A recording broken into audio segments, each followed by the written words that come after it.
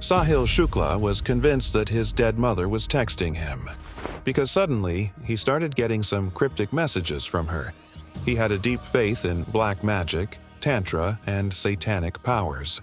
Even he had covered his walls with disturbing sketches and satanic symbols, with graffiti of dark imagery on the walls. Plus, he himself often wore yellow and black kurtas with Mahakal inscriptions and had several religious and mystical tattoos. Sometimes he would often stay indoors with the lights off for long periods. No wonder he believed and obeyed everything his mother said in those messages. The messages were like, "Shakti will protect you," or "Bahu is now part of the family." Here, Bahu means Sahil's lover, Muskaan. And one message even more chillingly states, he is destined to die at Muskaan's hands, where he was referred to none other than Muskaan's husband. In those messages sent by Sahil's mother, it was also written that Muskaan is a good girl. Always support her and obey whatever she says. Naturally, Sahil was all prepared to abide by his mother's advice. But the only problem here was, how could his mother, who had passed away long ago, send him messages? Or, the right question to ask is, who was sending those texts to Sahil, posing as his dead mother? And most importantly, why? This is just the beginning. The full case is much bigger and gruesome than these questions. Sometimes, some true crime cases are so hard-hitting that they challenge both your emotional and psychological strength. Otherwise, just a narration and visual of it might give you trauma. This is one of them. Sahil had a deep emotional attachment to his deceased mother, and he believed only through these satanic powers he could communicate with her. In fact, that's the reason he came into the field of black magic. Very soon, Muskaan also got to know all these things. So she made a master plan. She created a Snapchat profile in Sahil's mother's name, alongside her mother's and brother's. And since then, she brainwashed Sahil that it was his deceased mom communicating with him and giving him some guidance. Even when the murder plan kicked in, she made it look like a cosmic order and convinced him that he was chosen. And once the brainwashing was complete, step by step, they set it up for the final day. The day of murder of Muskaan's husband, Saurabh. Muskaan went out and bought big knives, telling everyone she needed them to cut meat at home. Then she pretended she had anxiety and stocked up on sleeping pills. Every move was calculated. Now, all they needed was the right moment. And fate just handed it to them. Saurabh was coming back to India from London because it was February 24th, 2025. Coincidentally, both his wife's and his daughter's birthday on that day. So, he wanted to surprise both of them with a double celebration and a family reunion. But Saurabh didn't know that Muskaan had already decided. That night, the party would turn into a murder scene. On the night of the 25th, she laced his food with sleeping pills. And then she watched him grow drowsy and almost unconscious. But Saurabh wasn't fully passed out. He had a mild sense, enough for him to sense danger and fight back or run away. So, Muskaan had to drop the plan for that night. But why would Muskaan go to such lengths? What had Saurabh done to deserve this? That answer lies in Muskaan's relationship with Sahil. They were secret lovers, bound by drug addiction, obsession, and a shared darkness. While Saurabh worked abroad, providing for his family, Muskaan and Sahil grew closer, spiraling deeper into drugs, occult practices, and a toxic, destructive bond. For them, Saurabh wasn't just in the way, he was the final obstacle. So his death would clear the path for their twisted new life. But the story doesn't end there. A few days later, he was supposed to be celebrating Holi with his family in Meerut. He had flown in all the way from London, leaving behind his merchant navy duties. But suddenly, he was unreachable to everyone. Not a word to his parents, not a single visit home. His brother, Bablu, had no choice left. On March 18, 2025, Bablu finally walked into the Meerut police station and filed a missing person report. But Bablu had a gut feeling that something darker was lurking beneath. He told the police straight up, "Check his wife, Muskaan. Something's not right." That question triggered the investigation, and as the police dug deeper, layers of Saurabh's life started peeling back like a rotten onion. From the outside, Saurabh and Muskaan were the perfect couple, but sometimes two perfect things can be the most hollow. They'd married in 2016. Ironically, it was a love marriage. Everyone thought they were happy. He had a good job in the merchant navy, she was charming. They even had a sweet little daughter. Just picture perfect. But ask anyone close to them and you'd hear whispers. Saurabh's family never liked the match. They were against marriage from day one. But Saurabh? He was head over heels, ready to fight the world. So he married Muskaan anyway. Then came the first crack. Saurabh, who had spent years sailing, suddenly quit his prestigious job. No one understood why. A man with a stable, well-paying career throws it all away overnight. His family thought he'd fallen under Muskaan's influence. First the marriage, now the job.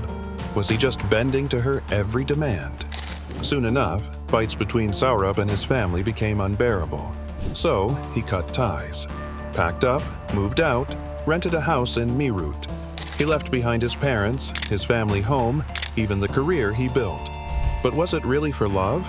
Or was something else driving Saurabh to isolate himself? The answer is elusive enough. Anyway, then came their daughter in 2019. And for a while, it looked like everything had finally settled. Saurabh doted on her. Every tough decision he'd made, leaving his job, distancing from his family, probably felt worth it when he held his child for the first time. He wanted to give her a happy home, but turns out, things between Saurabh and Muskaan were far from peaceful. Arguments over money, personal differences, and constant tension were looming over their head. Muskaan wasn't content with the life they had. She had Bollywood dreams, big ambitions, and no patience for domestic life. While Saurabh tried to build a home, Muskaan was slipping away. She'd often leave their daughter at her parents' place and disappear for the day. Alone most of the time, she grew addicted to social media, scrolling, chatting, and living in her own virtual world. Then one day, one little thing changed everything. In one of her social media groups, Muskaan stumbled upon an old ghost from her past, Sahil Shukla. Not just any acquaintance, Sahil was her school-time sweetheart. Back then, they were inseparable, but life happened and they drifted apart. Now, years later, one simple message rekindled that old feelings. Conversations started casually and then turned frequent. And pretty soon, Muskaan and Sahil were secretly meeting. For months, something strange was happening behind Saurabh's back. Every time he stepped out, every time he wasn't home, a familiar shadow would slip into his house. Sahil. Neighbors noticed it first. People whispered. Eventually, the murmurs reached Saurabh too. And that's how Saurabh found out one day. That's when his world crumbled. The woman he had left everything for, his family, his career, his old life, had been cheating on him. And not just a fling. This was something deeper and dirtier. Sahil wasn't just any other man. He was someone dark, someone dangerous. And then the obvious happened. Fights broke out. Families intervened. And a divorce was the only logical next step. But then came the twist. Saurabh paused. He thought of his little daughter, just 5 years old, caught in this chaos. For her sake, he made a decision that would change everything. He gave the marriage one more chance. But little did he know, he wasn't saving a marriage. He was stepping into a trap. Because by now, Muskaan didn't care about the marriage, or the daughter, or even her life with Saurabh. All she cared about was Sahil. But this Sahil wasn't just an ordinary man having an affair either. Reports painted a chilling picture of him. He was a drug addict, drunkard, a recluse, who was living alone with his aging grandmother. His mother had died young, leaving him broken and bitter. But there was something even more unsettling about him. He was obsessed with the occult, black magic, tantrism, rituals. He read about it, believed in it, and lived by it. And slowly, he pulled Muskaan into his twisted world too. It started small, some drinks, late nights. Then came the drugs. Before anyone knew it, Muskaan was as deep into addiction as Sahil. Together, they spiraled. No one left to question them, because Saurabh had flown to London, working day and night, sending money back home, all to give his daughter and family a better life. After that, Muskaan's life had turned into exactly what she wanted. No rules, no questions, complete freedom. But one person could still ruin it all: Saurabh. She knew he would come back one day, and when he did, he'd tear apart everything, question her, confront Sahil, drag her out of that dark world. So she thought of a solution: murder. Now, a beloved wife was plotting her husband's death. But this is where the real game begins. Saurabh had no clue he was sleeping next to death every night. Everything seemed perfect on the surface. His relationship with Muskaan, which had once hit rock bottom, suddenly looked like it was back on track. They talked like old times, laughed like nothing had ever gone wrong. For Saurabh, it felt like life was finally falling into place. But what he didn't know, Muskaan was playing a dangerous game, and she was just waiting for the right moment to strike, because previously they had already failed to kill him. So they tried again on the eve of March 4th. That night, Muskaan did something she had done before, but this time she pushed it further. She mixed sleeping pills into Saurabh's dinner, double the dose. Saurabh ate quietly, unaware that the food he was eating was turning into poison, and minutes later he passed out, unconscious, defenseless. But why knock him out? Because as soon as he collapsed, the real plan began. Sahil slipped into the house like a shadow. Muskaan already had the knives ready, and then, without hesitation, she started stabbing. Not once, not twice. She kept stabbing over and over, like she wanted to erase every trace of Saurabh's existence. But stabbing wasn't enough. Sahil took another knife, and in one swift, cold move, he severed Saurabh's head from his body. What happened after that is where the story gets even gruesome. Nobody knows for sure what they did immediately after. Some say Saurabh's body was dumped in the bathroom, left there like garbage. Others claim the dismemberment didn't stop there. According to one theory, Sahil took Saurabh's head and hands with him, while Muskaan shoved the rest of the body inside her bed's storage compartment, covered it up with a mattress, and slept peacefully, right above the corpse. What's undeniable is what happened next. Morning came, March 5th, and they still had one problem left: the body. Sahil showed up again, this time with a giant drum and 50 kilograms of cement. Together, they cut Saurabh's body into smaller pieces, dumped them in the drum, and poured cement over it.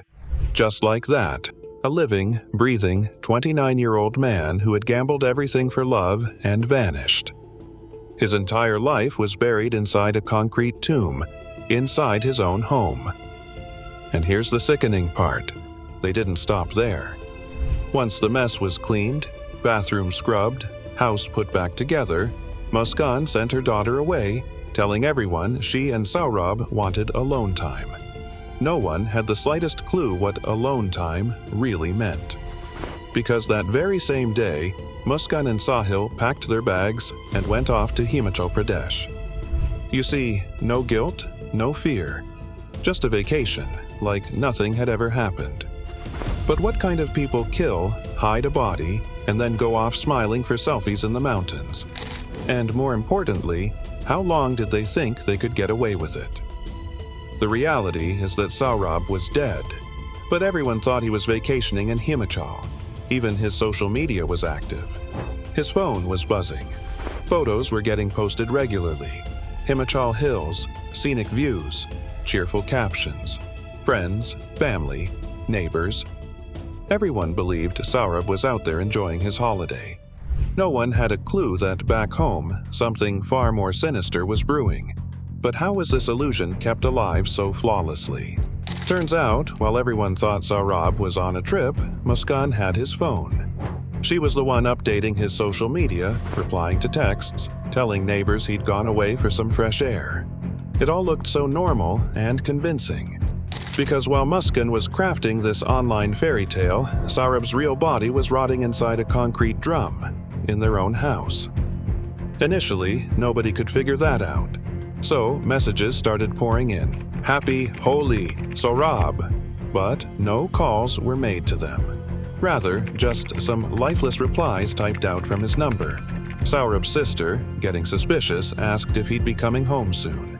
But the responses she got was totally weird, vague, and dodgy. Still, she let it slide. Maybe he's busy. Maybe he's having fun. But Holy came and went, and when she finally decided to call, ring after ring, no answer. This is creepy. Texts were fine.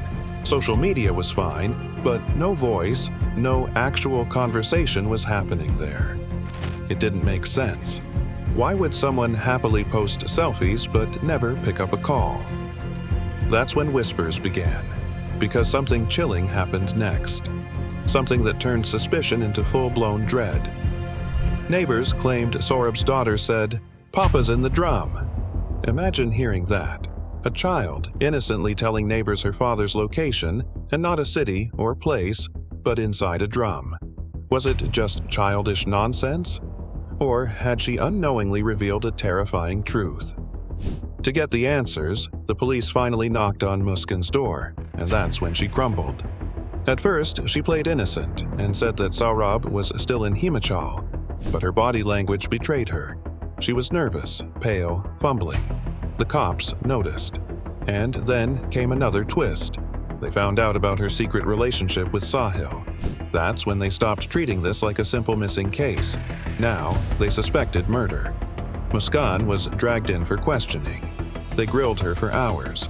She didn't break or confess, but the real break didn't happen in the interrogation room. It happened somewhere unexpected. Muskaan confessed, but to her mother, not to the police. The moment she reached her mother's house, everything shattered. She broke down, crying uncontrollably, and that's when she said it. "Mom, we killed Saurabh." Her mother stood frozen in shock. But her mother didn't waste much time in walking into a police station, her own daughter beside her, not to shield her, not to protect, but to expose her. No one in the station that day could have predicted what came next. With an expression that was neither remorseful nor panicked, Muskaan stood before the officers and uttered a confession so cold, so unthinkable, that for a moment even seasoned officers froze in place. She said she killed her husband. But that wasn't the most disturbing part. It was how she did it that sent a chill down everyone's spine. She admitted to stuffing his body in a large drum and sealing it in cement. Naturally, disbelief hung thick in the room. But before anyone could piece together the answers, she and her friend Sahil pointed the way to the scene of the crime. At the house, tucked away, the police found it, the drum she spoke of. It wasn't just heavy, it was nearly impossible to move. Around it, an unbearable stench lingered, leaking into the air like a warning of the horror sealed inside. Officers wrestled with the lid, pried it open, and what they saw was beyond gruesome.